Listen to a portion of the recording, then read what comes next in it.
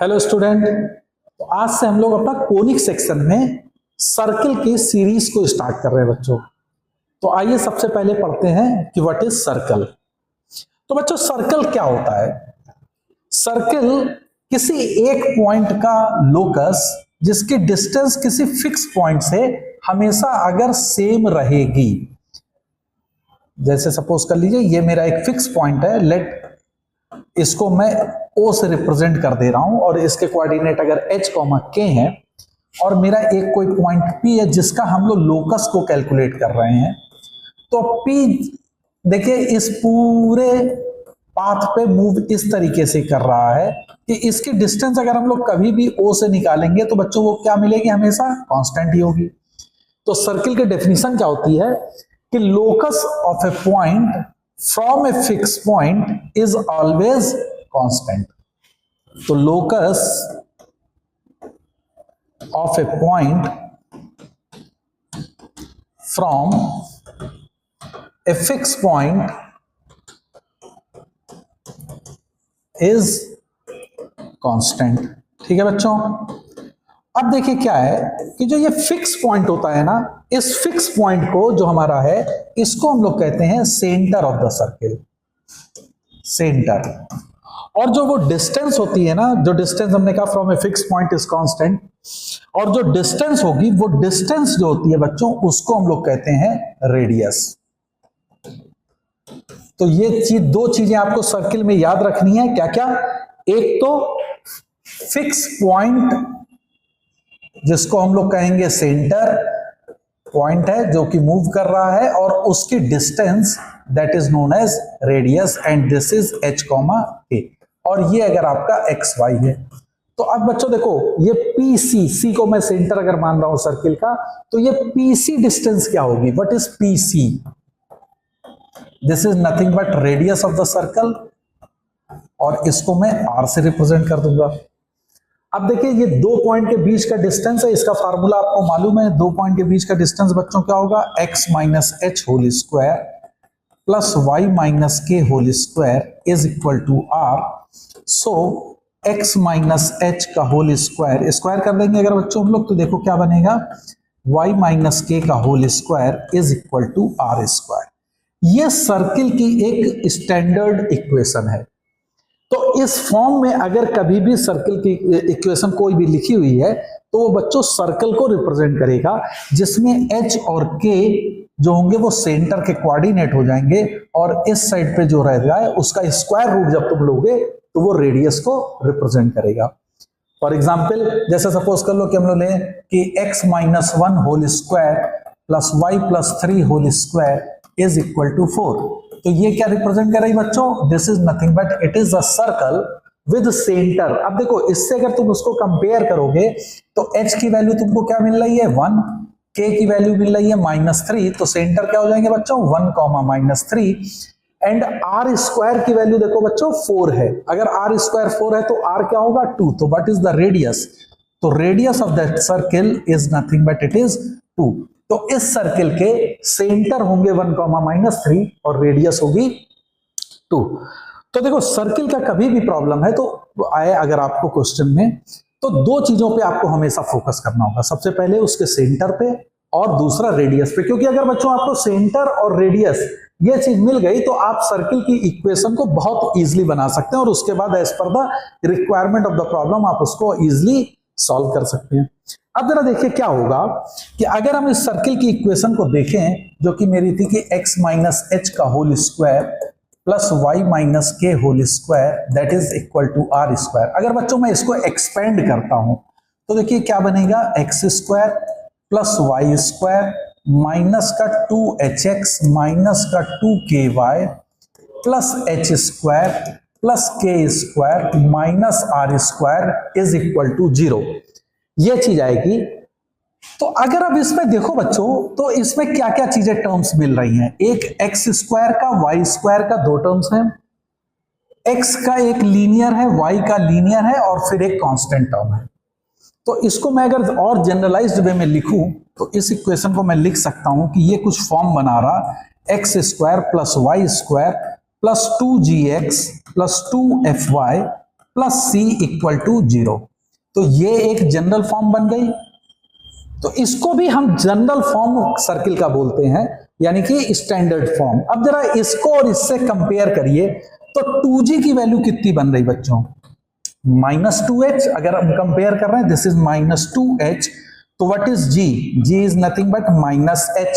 इसी तरह से 2f, what is 2f? 2f is nothing but -2k। तो यहां से f की वैल्यू -k आ गई। अब देखिए, जो हमारी ये सर्किल थी, इस सर्किल का सेंटर क्या था? h, k। और उसी इक्वेशन को मैंने ये रिप्रेजेंट किया है g और f के फॉर्म में। तो अगर h, k सेंटर होगा, तो इस इक्वेशन के लिए देखो बच्चों, सेंटर क्या है? h की वैल्यू -g और k की वैल्यू -f। तो अगर इस फॉर्म में हम सर्किल की इक्वेशन लिखें, that is x² + y² + 2gx + 2fy + c = 0, तो इस सर्किल के सेंटर बच्चों हमेशा होंगे -g, -f। पहली चीज। दूसरी चीज आप ध्यान दीजिए, यहां पे c है और ये है h² + k² - r²। तो c की वैल्यू बच्चों देखो क्या बन रही है? h² + k² - r²। तो यहां से अगर r देखो, तो this r is nothing but h² + k² - c हो जाएगी।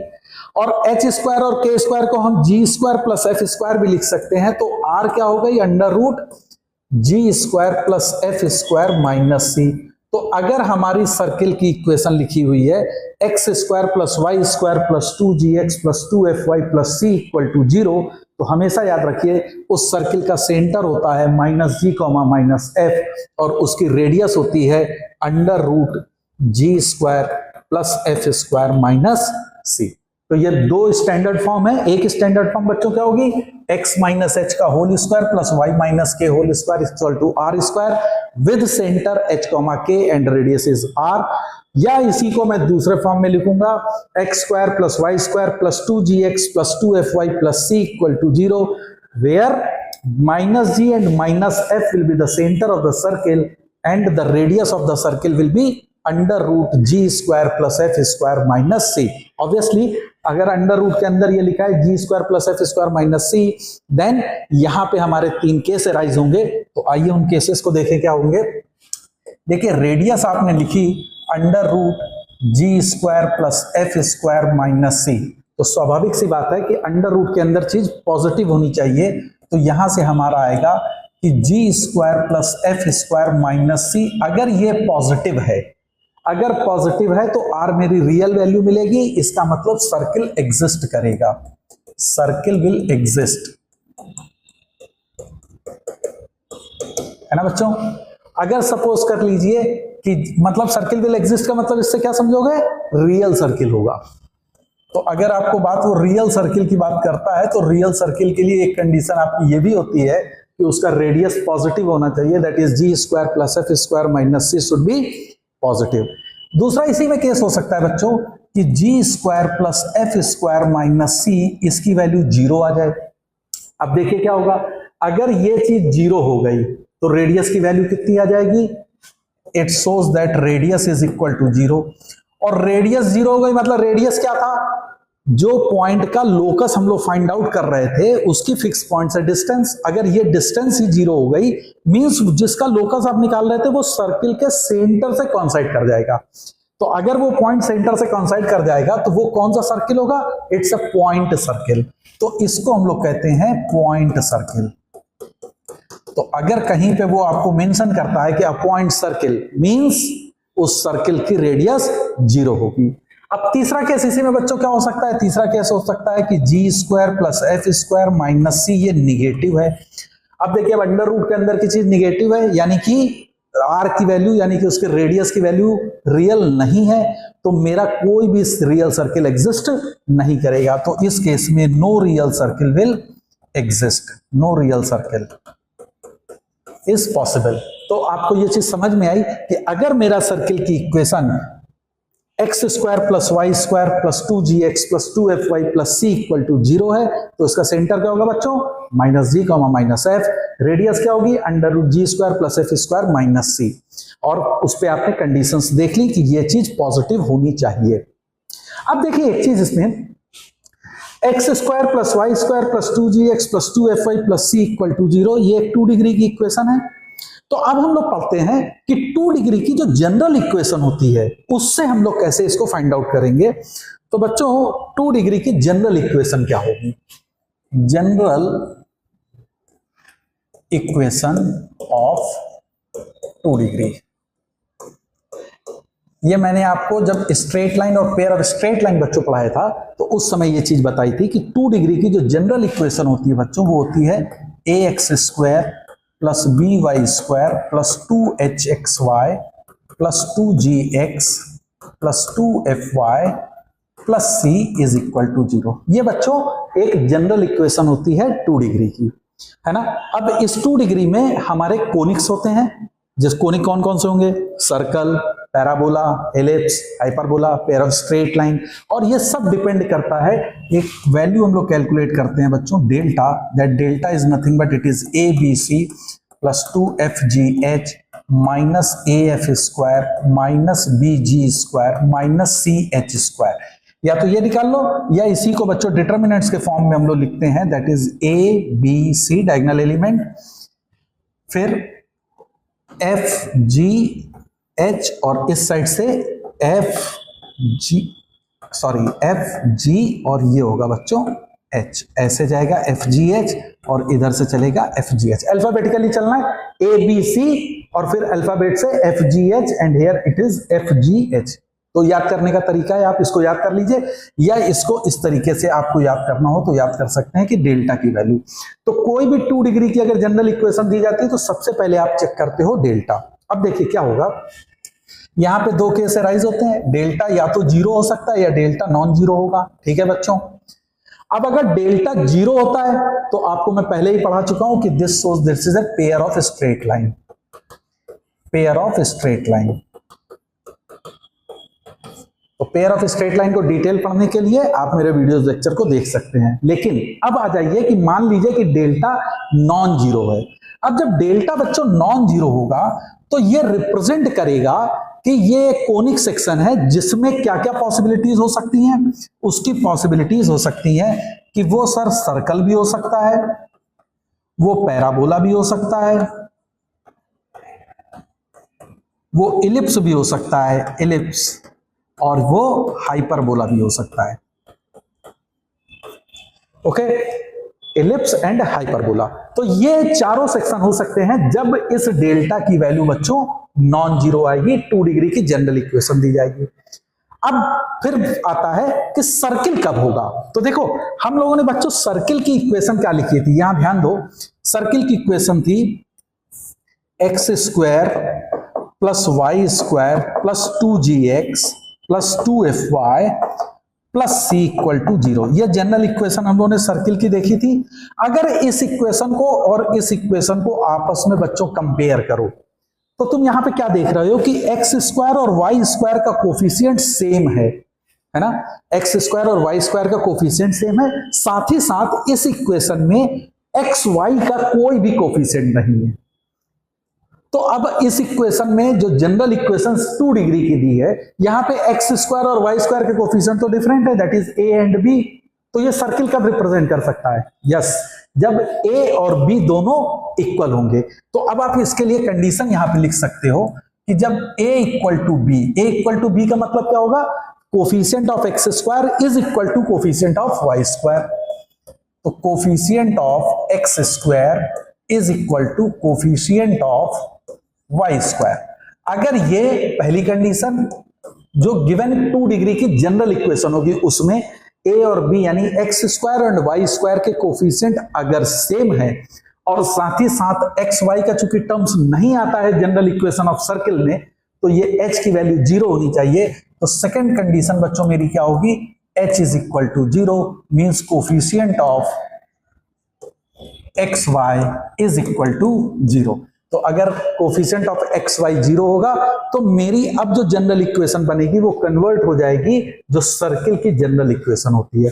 तो 2 डिग्री की कोई भी जनरल इक्वेशन होगी तो हमेशा याद रखिए वो सर्किल तभी रिप्रेजेंट करेगा। First you have to find out the delta and check whether delta is equal to 0 और नॉट। इफ इट इज 0 तब तो वो simply pair of straight line होगा, लेकिन अगर बच्चों वो 0 नहीं है तो फिर आपको ये देखना होगा कि एक्स स्क्वायर और वाई स्क्वायर का कोफिशिएंट सेम है कि नहीं, और साथ ही साथ एक्स वाई का कोफिशिएंट 0 है कि नहीं। अगर ये दोनों कंडीशन सेटिस्फाई करेंगे along with delta non zero, तब वो आपके सर्किल की इक्वेशन को रिप्रेजेंट करेगा, और सर्किल की इक्वेशन को जब रिप्रेजेंट करेगा तब हम लोग उसके सेंटर एंड रेडियस को कैलकुलेट करेंगे। एक चीज और बहुत इंपॉर्टेंट याद रखिएगा, सपोज कर लीजिए कि ए और बी इक्वल आ गई और मेरी इक्वेशन आ गई a x square plus a y square plus 2gx plus 2fy plus c equal to 0।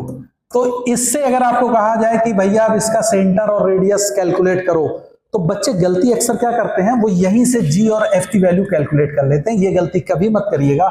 सबसे पहले एक्स स्क्वायर और वाई स्क्वायर के कोफिशिएंट को 1 बनाइएगा, मींस हम इस इक्वेशन को a से डिवाइड करेंगे। तो अब इक्वेशन क्या बनेगी, x square plus y square plus 2g upon a times of x plus 2f upon a times of y plus c upon a is equal to 0। अब ये मेरी जनरल इक्वेशन आ गई। अब इस इक्वेशन को बच्चों तुम कंपेयर करोगे जो सर्किल की जनरल इक्वेशन होगी, तो मान लेते हैं उसको हम लिख रहे हैं x square plus y square plus 2 capital G लिख दे रहा हूं, x plus 2 capital Fy plus capital C equal to 0। ये मेरी जनरल इक्वेशन सर्किल की हो गई। तो अब इसको जरा कंपेयर करो बच्चों, तो क्या मिलेगा आपको, capital G is equal to small g upon a, capital F is small f upon a। तो इस सर्किल के सेंटर क्या है, minus capital G minus capital F। तो क्या हो जाएगा, माइनस का G बाई ए माइनस का F upon a, minus G by a minus F upon a. और इसी तरह से बच्चों रेडियस क्या हो जाएगी, तो इस सर्किल के लिए रेडियस क्या होगी बच्चों, under root capital G square plus capital F square minus capital C। तो this can be written as under root capital G square क्या हो जाएगा बच्चों, G square by a square plus small f square by a square minus C by a. तो this will be the radius. तो हमेशा याद रखना, जब भी सर्किल का सेंटर और रेडियस कैलकुलेट करना होगा तो एक्स स्क्वायर और वाई स्क्वायर के कोफिशिएंट को 1 बना लीजिएगा, पहले डिवाइड कर लीजिएगा और फिर उसको जनरल इक्वेशन से कंपेयर कराइएगा। तो आई होप आपको ये चीज समझ में आई होगी। इक्वेशन आपको दी गई है x square plus y square minus 3x plus 4y minus 6 equal to 0। तो दिस रिप्रेजेंट अ सर्किल। तो find the centre and the radius of this circle. इस सर्किल का सेंटर एंड रेडियस निकालिए। तो कैलकुलेट करो इसको कि what is the centre and what is radius. तो इसको अगर हम स्टैंडर्ड फॉर्म में लिखें तो this is x square plus y square plus 2gx plus 2fy plus c equal to 0। Compare करोगे तो 2g की वैल्यू कितनी आई, -3, 2f की वैल्यू कितनी आई, 2 एंड c की वैल्यू -6। तो यहाँ से g की वैल्यू कितनी आई, -3/2, f की वैल्यू कितनी आई, 2f is equal to 4, I am sorry 4। तो f की वैल्यू आ गई 2 एंड c इक्वल टू -6। तो सेंटर क्या होते हैं, -g -f। तो व्हाट इज सेंटर, सेंटर चूंकि -g -f होगा तो this is nothing but it is 3/2 -2। Is that clear. तो centre is 3/2 -2। What about the radius, under root g square, what is g square, 9/4 plus f square that is 4 minus c, minus minus plus हो जाएगा 6। तो इसकी value calculate करो जरा, 6 4 10 4 40 और 9 49, that is 7/2। तो radius is 7/2। Is that clear. तो this is the equation of a circle whose centre is 3/2 -2 and the radius is 7/2। एक और क्वेश्चन करो, एक क्वेश्चन और नोट कर लो। सर्किल की इक्वेशन आपको दी गई है 2x square plus lambda y square plus 3 lambda -1 times x minus 4 lambda times y plus 2 is equal to 0। If this represent a circle find its centre and radius. If this represent a circle find its centre and radius. ठीक। Now देखो अब इसमें, अब देखो ये किसको represent कर रही है, सर्कल को। अगर ये सर्कल को रिप्रेजेंट कर रही है तो ऑब्वियसली एक्स स्क्वायर के कोफिशिएंट और वाई स्क्वायर का कोफिशिएंट सेम होगा, तो लेमडा की वैल्यू अपने आप 2 हो जाएगी। तो लेमडा की वैल्यू 2 हो गई, तो equation of circle is 2x square plus 2y square plus lambda की वैल्यू 2 रखोगे तो कितना होगा, 6 - 1 that is 5x minus 8y plus 2 is equal to 0। देखिए सर्किल की जनरल इक्वेशन जो हमने लिखी थी वो क्या थी, x square plus y square plus 2gx plus 2fy plus c equal to 0। यहाँ पे है 2x square plus 2y square, तो पहले एक्स स्क्वायर और वाई स्क्वायर का कोफिशिएंट हमेशा 1 और 1 बनाना है। तो सबसे पहले क्या करोगे, 2 से डिवाइड करोगे, तो इक्वेशन आ जाएगी x square plus y square plus 5/2x minus 4y plus 1 is equal to 0। Is that clear to everyone? अब अगर हम देखें तो 2g कंपेयर कराओगे तो 2g कितना है, 5/2, तो g की वैल्यू कितनी है, 5/4। ओके, 2f की वैल्यू कितनी है, -4, बोलो 2f इज -4, तो f की वैल्यू कितनी है, -2। तो what is the centre of the circle, -5/4, 2, तो सेंटर है इसका -5/4, 2। हमेशा याद रखना, कभी भी सर्किल के क्वेश्चन में सेंटर और रेडियस निकालनी है तो एक्स स्क्वायर और वाई स्क्वायर का कोफिशिएंट 1 बनाने के बाद जी और एफ कंपेयर करोगे। आप डायरेक्ट यहां से ही नहीं निकाल दोगे कि 2g is 5 and 2f is -8, वो गलत हो जाएगा। Is that clear to everyone? अब आपको g और f मालूम हो गया, c तुमको ये पता है c कितना है, 1, तो what is radius, under root g square कितना होगा, 25/16, बोलो, plus f square, what is f square, 4 minus c is 1, तो ये हो गया 3 और 16 थे 48, 48 और 5 53, 20 73, तो दैट इज √73/4। तो this is the radius of the given circle.